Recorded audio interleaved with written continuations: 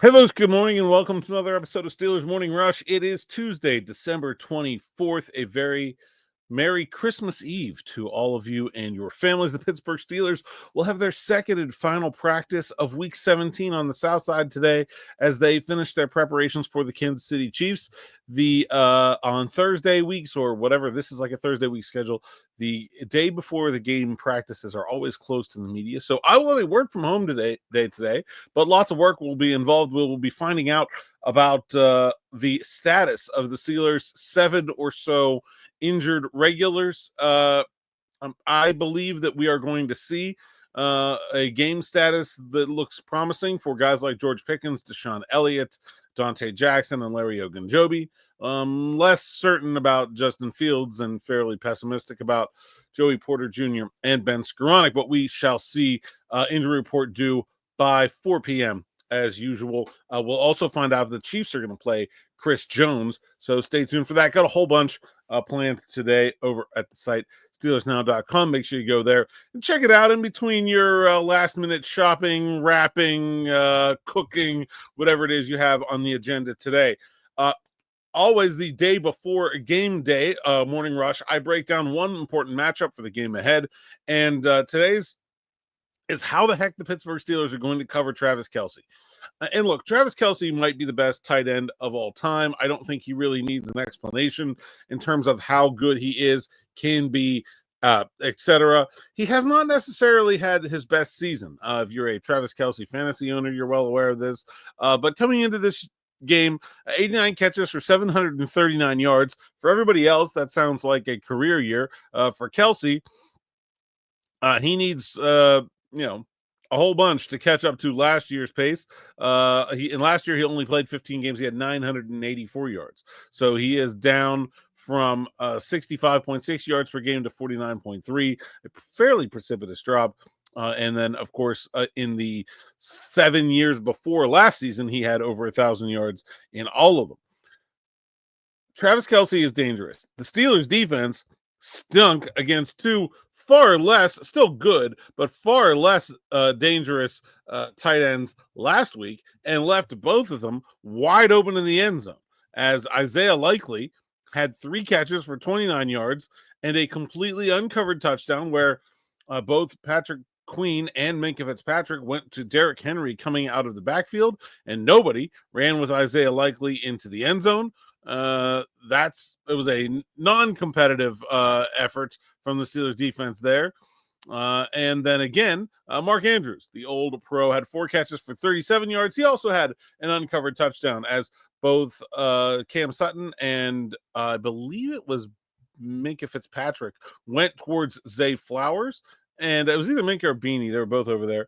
And then DeMonte Casey went to his half field, and nobody went up the seam with Andrews. He had another totally uncovered touchdown on his 4 for 37 day.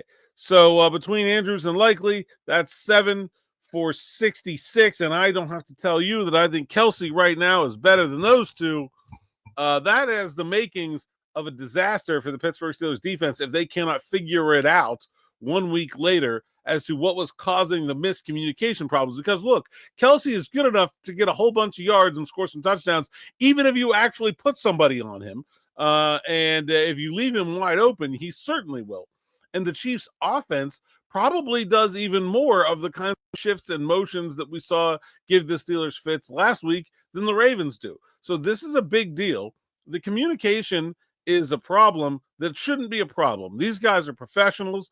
Even the least experienced of them, Beanie Bishop, has been playing all year. I guess Corey Trice maybe slightly less experienced, whatever. Like, yeah, they're injured, but like guys like Cam Sutton, DeMonte Casey, James Pierre, they've been around the league long enough. They've played enough football games to be able to communicate. Now, like, if Beanie gets stacked by Zay Flowers, well, like that happens. That's exactly what Patrick Queen said to me in the locker room after the game. He said, if we're in man-to-man and we get beat, I don't want to say we can live with that, but like we can live with that. But we can't be leaving guys wide open. Like that's unacceptable.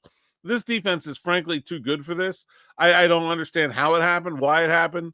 I think some of it is miscommunication. I think some of it is guys just ignoring their own assignments and saying, oh no, I think it's going to go there. I'm going to go make a play, and then getting beat on the back end. That to me is uh, the sign of a bad defense, and this is not a bad defense. This is a defense that doesn't lack playmakers. This is a defense that even should trust its backups. I really believe that, and so they got to get whatever that was out of their system quickly.